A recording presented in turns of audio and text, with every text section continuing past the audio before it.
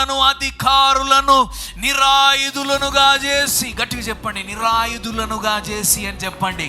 ఇంకొక మాటలో అపవాది దగ్గర ఇంకా ఆయుధాలు లేవండి. నిరాయుధాలు అంటే ఏంటిది? ఆయుధాలు లేని వాణిగా అంటే ఇప్పుడు వాడు చేసిందంతా దేంతో చేస్తుండు తెలుసా? తోకతో చేస్తుండు. ఇప్పుడు కూడా వాడు చేస్తున్నాడు. మన తలను నా యేసు కల్వరి సిలువలో సిదుగగొట్టినాడు. నమ్మితే ఆమె అని చెప్పు. అందుకే వాడిని భూతద్దంలో పెట్టి చూడొద్దు. ఎవరిని చూడాలి? ప్రభు అయిన యేసుని చూడ. భూతద్దం అవసరం లేదు ఆయనను చూడటానికి. నీ విశ్వాసము కన్నులను తెరిస్తే చాలు, నీవు ఆయనను చూడగలవు.